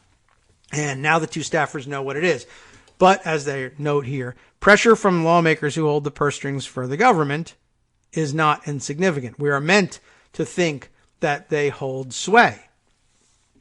At the time of the staffers' visit, the highest-ranking U.S. diplomat in Ukraine, Bill Taylor, was, quote, beginning to fear that the long-standing U.S. policy of strong support for Ukraine was shifting. He told House impeachment investigators in a closed-door deposition in late October. Why does he think that? Part of the answer is intuitive. It feels that way. And the president says he doesn't give a S about Ukraine. Maybe that information hasn't reached him yet. But it seems plain. He hasn't said a damn thing about Ukraine. He hasn't done anything. He's holding up the aid. And now we ask, what's the holdup with the aid? And they say, well, there's a reassessment of U.S. interests that's being done. Now, that is offered by way of cover-up and delay, but that's all there is. So that gets reported back to the U.S. Embassy in Ukraine, which wants to know, and the staffers who want to know. And staffers say, well, this is BS. There is, at the minimum, the appearance of impropriety here. We need to go and look into this. Staffers at the embassy say, why would the president have people say that there's a reassessment of U.S. interests underway unless there was a reassessment of U.S. interests underway or some corrupt motive? But probably at the embassy, they're trained under normal circumstances to believe that when the administration says there's a reassessment, it means there's a reassessment. You and I, free of that culture and that responsibility know that when the administration says there's a reassessment of U.S. interests being done, that there isn't a reassessment of U.S. interests being done, but embassy staff have to assume the opposite. So he made that assumption and said, well, if we have been giving aid to the Ukrainians for several years, and now we are not, and there is a reassessment of U.S. policy being done, it seems likely, I guess, even as dumb as it is, it seems likely that the reassessment is that we should not be giving money to the Ukrainians for their defense. That's bad. And I want to talk to some people about that. So he told the House investigators that he did think that was bad, and he began talking to people about it. I think that I think that the longstanding U.S. policy of strong support for Ukraine is shifting, and that gives rise to fear for me because I believe it's an important policy. So, therefore, he's beginning to fear that longstanding U.S. policy is shifting. Got it? Even 2 weeks later, when he sent a cable to Secretary of State Mike Pompeo to inquire about whether there had been such a reversal in U.S. policy, Taylor testified, it still had not occurred to him that the aid could be conditioned on Ukraine opening an investigation touching on American politics. That wouldn't be his first assumption, because that would be crazy, as he later said. He told people, right? So my first assumption isn't the crazy thing. Again, you and I are free of that. We know that the best assumption is that if Trump is doing something that seems crazy, it's because he's crazy. If he says it's because reason A, it's probably reason not A. We don't know what it is. We just know it's not A, and that it's very likely crazy because so is Trump. But you see how he's going through the process here, right?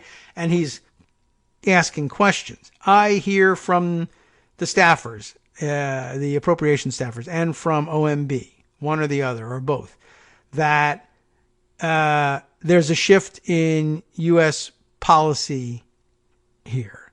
We're reevaluating U.S. policy. All right, I better ask Mike Pompeo. He's my boss. Mr. Secretary, has there been such a reversal in U.S. policy or what? What answer does he get? I don't know. Let's read on and see if there is any answer, but it doesn't matter at this point, right? So he says he asks Pompeo in a cable, but at this point, it still hasn't occurred to him that it could be that they're just not giving money because they want to use it in a quid pro quo. Give us help with an investigation that will help us with American politics. That, though, would change, Taylor testifies. That is, he does come to realize that eventually. Ultimately, the visit by appropriations staffers played only a modest role in exposing Trump's actions on Ukraine, which was thrust further into public view last week with the first open televised hearings, including one featuring Taylor. But that piece of the puzzle, first discovered by NBC News in a routine House travel disclosure filing made on November 8th, sheds light now on how Trump's actions were partially revealed by wonky number crunchers who typically toil away from the spotlight, far away from the spotlight. As legendary Chicago mobster Al Capone found out when he was put away for tax evasion, accountants are quick to catch on when something is amiss. All across Washington this summer, in the sleepy offices, very sleepy offices of the federal government infrastructure, red flags were raised. The same thing was happening at the U.S. Embassy in Kyiv. In some cases, the hands being raised belonged to officials within the Trump administration who worried that the suspension of aid was illegal.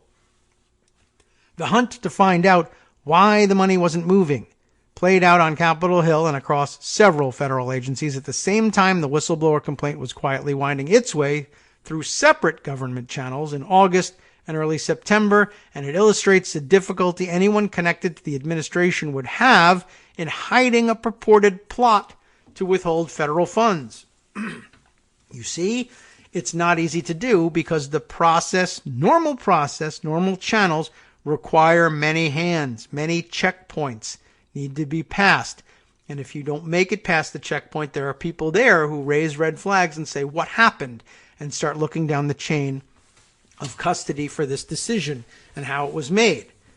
if you decide to deviate from that, if you say, I need a back channel that the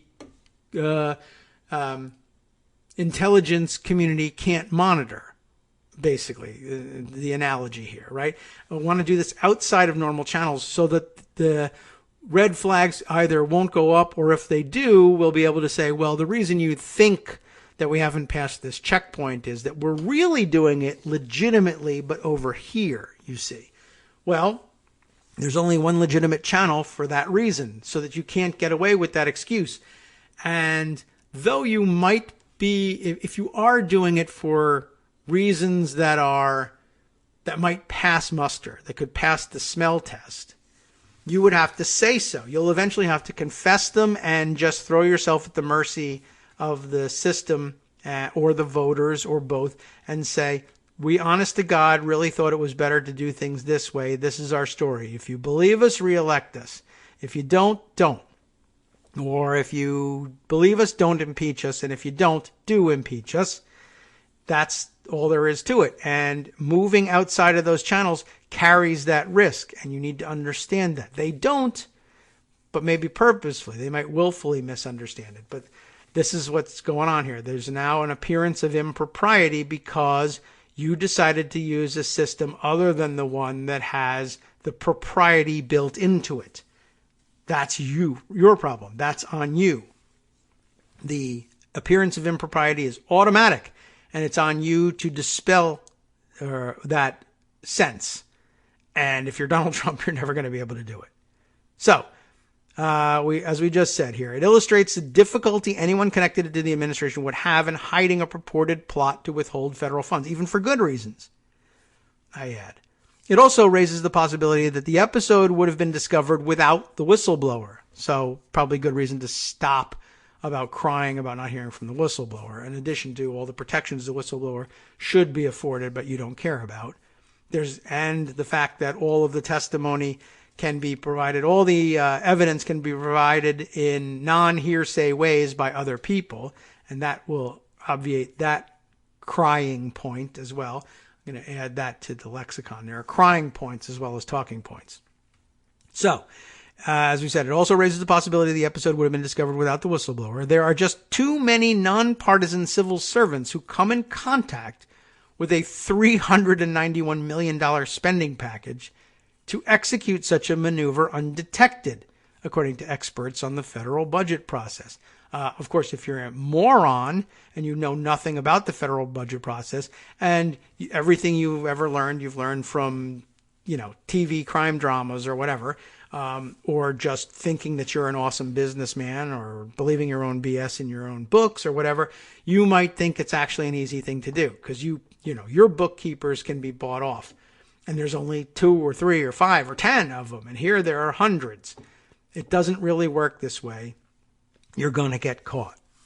You could try, the next paragraph begins, you could try to create a quid pro quo by holding up the money and hope you get your quo before anybody finds out. But it wouldn't take very many weeks, said Kate Eltrich, a former Senate Appropriations aide and Obama administration OMB official. If you were trying to do something nefarious, it would be very difficult to contain that to a small number of people. You'd have to execute it very, very quickly, as she's saying. That's the best bet at getting it done, but not likely to happen.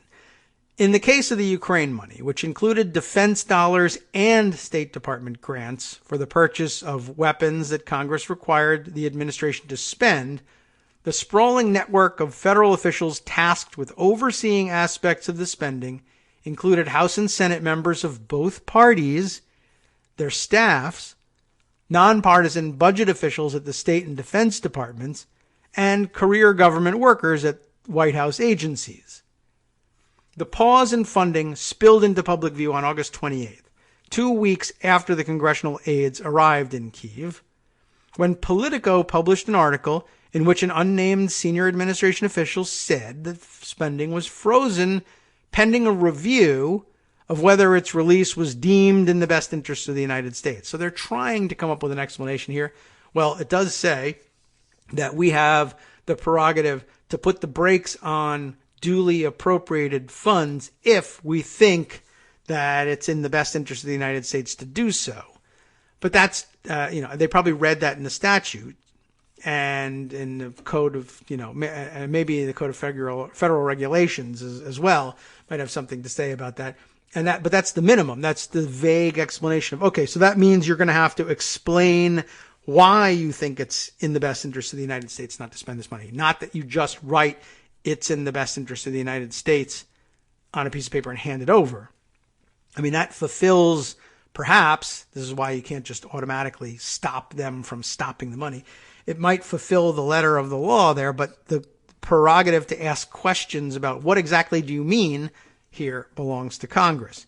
I guess if you realize that, then you say, well, don't say anything for as long as we can get away with not saying anything. Because the moment we say something, they'll ask questions and we don't have answers.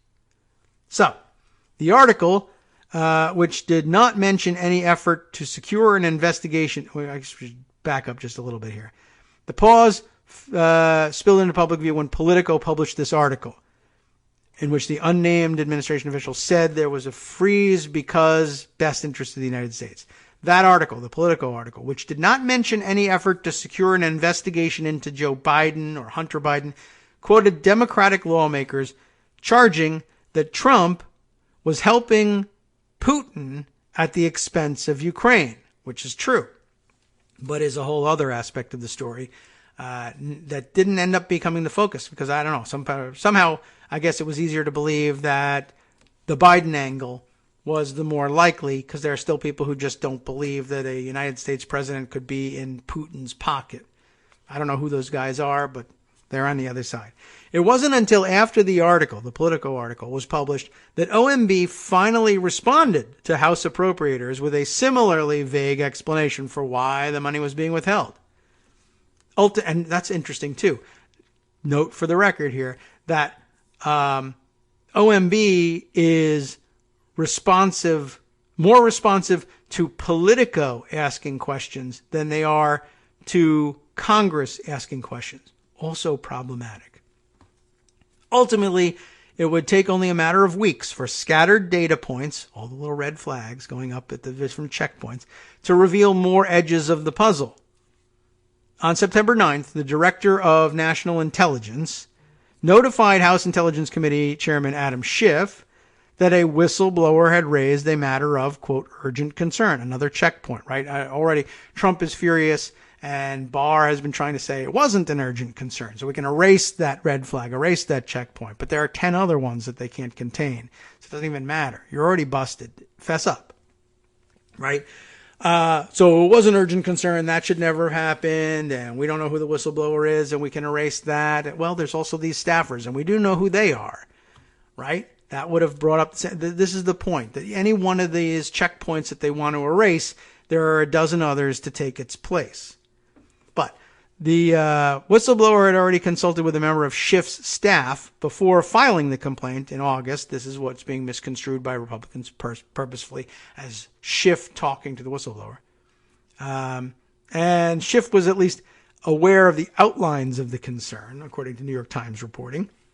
The Intelligence Committee, quote, was unaware of the freeze in security assistance at the time the appropriations staffers traveled to Kyiv and had no interaction with them prior to the trip, an Intelligence Committee official said in an email to NBC News. At no point has the committee discussed whistleblower matters with them either.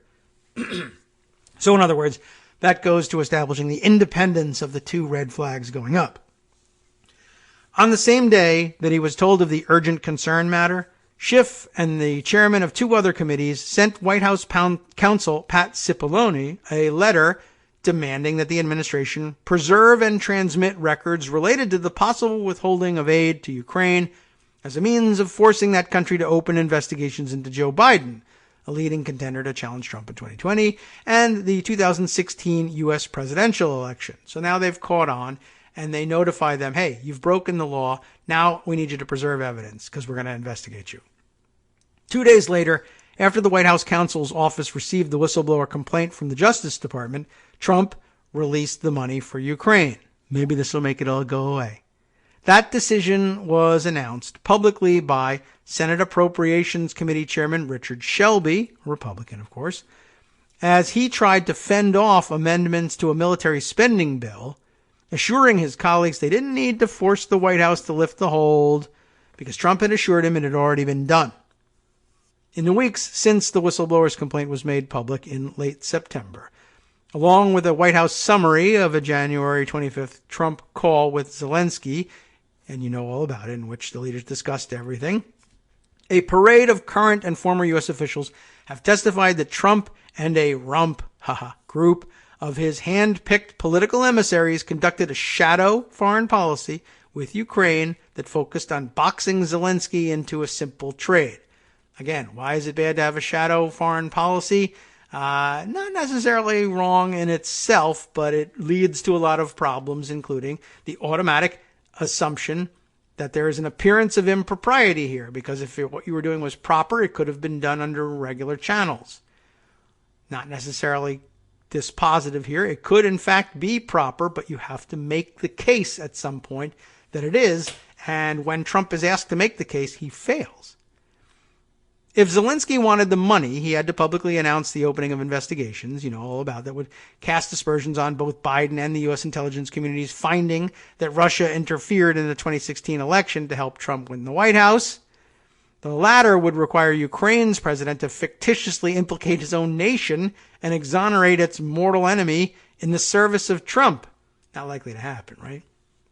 While Trump and his allies argue there is no harm, no foul because Ukraine ultimately got its aid, the behind-the-scenes machinations in Congress revealed just how tenuous the situation became, with the flow of aid not resuming until after lawmakers began asking questions. The crisis wasn't fully averted because there wasn't enough time left to spend all the funds before the fiscal year ended on September 30th, as government budget officials ultimately told Congress, and we discussed in depth on this show, because we do that stuff. Laura Cooper, an Assistant Secretary of Defense, testified that the government managed to get roughly 80% of the dollars to Ukraine by the end of September. To ensure the remainder didn't disappear, new language had to be tucked into a must-pass spending bill known as a continuing resolution to claw back the unspent funds and then reissue them, giving the administration another year to spend the money. Even now, as Trump faces potential impeachment in the House, it's not clear that all of the funds have yet made it to Ukraine. God damn it, who told you this? Thanks, obviously, to the Congress, we got the language in the continuing resolution that thankfully will enable us to obligate all of the funding, ultimately. Cooper told the House in her closed-door deposition, and I believe she's scheduled to testify this week, too, right? Is she on the list? Not sure. And both in Congress and within the administration, the freeze triggered concerns that aid suspension was not just politically questionable, but also illegal, according to interviews with congressional aides, as well as transcripts from witness depositions and impeachment proceedings. An important part of the accountability of our system, important part, right, is that there are people whose sole job it is to carry out what is required by the law or policy, Eltrick said, adding that having those civil servants is crucial if you want to prevent corruption. Donald Trump will attack them mercilessly, of course, because they will prove to be a political impediment and a political danger to him, in addition to which he scores political points with his base, attacking bureaucrats and deep state and all these stupid people who do all these stupid things, and they're frittering away all of our money. But as we've discussed before, things like call logs and visitor logs, which he thinks are just ways of providing evidence against him of his illegality, they are, in fact, were designed as safety checks to be able to make sure that people couldn't simply claim they were meeting with you, right? He sees all these things in reverse. He sees this bureaucracy as, again, just more evidence against me, when in fact it is a safeguard against corruption, the thing you said you were fighting. Cooper, in her deposition, explained that the administration can only refuse to spend money appropriated by Congress if it takes one of two steps: a presidential-level rescission, in which the president formally cancels the money and notifies Congress, or a reprogramming action, in which the Pentagon, in this case, would assign the money to another priority. Not the president, the Pentagon. Neither of these two steps took place. Mick Mulvaney, the president's chief of staff, acknowledged the White House had been aware of the legal issue regarding not spending the funds set aside by Congress. We knew that the money either had to go out the door by the end of September, or we'd have to have a really, really good reason, who told you that, not to do it. So, did two House Appropriations aides who spent part of their summer in the U.S. Embassy in Kiev? Yeah, I guess they did. I've screwed up the last sentence of all things. It's not a question. So, who knew they had to have a really good reason? Mulvaney did, and so did the two House Appropriations aides who spent part of their summer in Kiev. Got it? Okay. We are summed up. We did a whole show on like 2 articles? Don't worry, because the West Coast Cookbook and Speakeasy with Justice Putnam comes next. Let's start in on what he's got on tap for you. Let's see. If the GOP could exonerate Trump, he says they would testify to it. Mitch McConnell demanded civility after suggesting his political opponent should just roll up and die. Knowing what we know now, you would expect Jeff Sessions to insist that it's unthinkable to protect the whistleblower's identity. You have been listening to the Kagro in the Morning Show with David Waldman. Still more here. California will stop buying GM, Toyota, and Fiat Chrysler vehicles for their state fleet over its tailpipe emissions battle with Trump. And let's see, Australian authorities urged all Sydney residents to remain indoors as smoke from hundreds of bushfires blanket the country's most populous city. Much more. Stay tuned.